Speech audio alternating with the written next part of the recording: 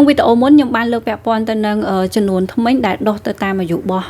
កូនរបស់អ្នកទាំងអស់គ្នាអញ្ចឹងឃើញថាប៉ាម៉ាក់មួយចំនួនគាត់ចាប់អារម្មណ៍ហើយក៏មានម៉ាក់ខ្លះគាត់ comment ពាក់ព័ន្ធថាកូនគាត់អាយុ8ខែហើយប៉ុន្តែអត់ទាន់ដុះថ្មីឬក៏អាចដុះថ្មីទៅបាន2ហើយសម្រាប់ក្មេងខ្លះគាត់អាយុដល់14ខែហើយអត់ទាន់ឃើញសញ្ញាដុះថ្មីអញ្ចឹងនៅក្នុងវីដេអូមុនខ្ញុំក៏បានលើកថាពាក់ព័ន្ធនឹងបើសិនជាឃើញអាយុ18ខែហើយមិនទាន់ឃើញមានដុះថ្មីទេអ្នកទាំងអស់គ្នាគួរតែបញ្ញាប់យកកូនទៅជួបគ្រូពេទ្យខាងផ្នែកកុមារឬក៏គ្រូពេទ្យថ្មីហ្នឹងហើយអ្នកទាំងអស់គ្នាព្រោះថា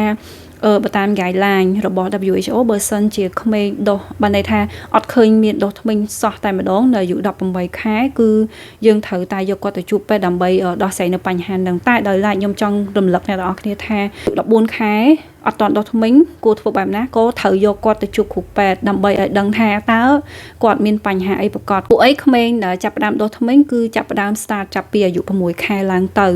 តែបើមានប៉ាម៉ាក់ខ្លះគាត់ថាកូនគាត់ដុះតាំងពីអាយុ4ខែក៏មានខេសមួយចំនួនក៏អាចនឹងដុះមុនអាយុដូចគ្នាដែរអញ្ចឹងសម្រាប់កូនដុះថ្មិញដែរប៉ុន្តែដុះយឺតអាហ្នឹងគឺអាចនឹងពាក់ព័ន្ធទៅនឹងសារធាតុ2គឺកាល់ស្យូមនិងវីតាមីន D សម្រាប់ក្មេងដែលគាត់នៅអាយុក្រោម1ខួបភាគច្រើនគាត់អាចនឹងមានកង្វះវីតាមីន D អ្នកទាំងអស់គ្នាទោះជាគាត់នឹងមកដោះម៉ាក់ក៏ដោយដោយសារអីដោយសារតែពាក់ព័ន្ធទៅនឹងសារធាតុវីតាមីន D មួយគឺវាចេញតាមរយៈទឹកដោះហ្នឹងគឺតិចមែនតែនអ្នកទាំងអស់គ្នាអាចបន្ថែមនៅវីតាមីន D គាត់បន្ថែមបានហើយបរិមាណកម្រិតវីតាមីន D ជាក្មេងនៅក្រោមអាយុ6ខែគឺត្រូវការ200 IU តែបើក្មេងចាប់ពី6ខែដល់អាយុ1ខួបគឺត្រូវការ400 IU បើសិនជាកូនអ្នកទាំងអស់គ្នាមុំ formula មាសម្រាប់ទៅលើវីតាមីន D គឺអាចនឹងអត់មានកង្វះទេដោយសារតែនៅក្នុង formula មាគឺវាមានសារធាតុវីតាមីន D ហើយនិងកាល់ស្យូមស្ទើរតែគ្រប់អ្នកទាំងអស់គ្នាអាចមើលទៅតាម ingredient ដែលនៅលើកំប៉ុងហ្នឹងអ្នកទាំងអស់គ្នាបូកដកគុណចែកទៅនឹងដឹងហើយថាវាគ្រប់នៅបរិមាណដែលតម្រូវការរបស់កូនអ្នកទាំងអស់គ្នាអត់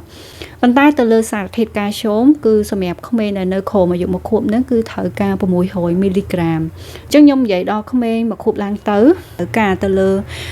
សារធាតុវីតាមីន D គឺរហូតដល់600 IU នៅក្នុងមួយថ្ងៃសម្រាប់សារធាតុកាល់ស្យូមវិញគឺចន្លោះពី600ទៅ800មីលីក្រាមនៅក្នុងមួយថ្ងៃអញ្ចឹងសម្រាប់ទៅលើក្មេងអាយុ1ខួបឡើងទៅអ្វីដែលសំខាន់សម្រាប់គាត់គឺទៅលើអាហារ3ពេលអញ្ចឹងទៅលើបរិមាណទឹកដោះគោយើងអាចនឹងត្រូវកាត់បន្ថយត្រឹមតែ600 ml នៅក្នុងមួយថ្ងៃហើយអញ្ចឹងបើសិនជាយើងបូកដកគុណចែកទៅបើសិនជាទឹកដោះគោហ្នឹងគាត់មានកាល់ស្យូមរៀងទាបដែរយើងអរគ្នាអាចស្វែងរកអាហារដោយសម្បូរទៅដោយកាល់ស្យូមនិងវីតាមីន D ឲ្យពួកគាត់បានអញ្ចឹងអាហារដែលសម្បូរកាល់ស្យូមវីតាមីន D ហ្នឹងគឺ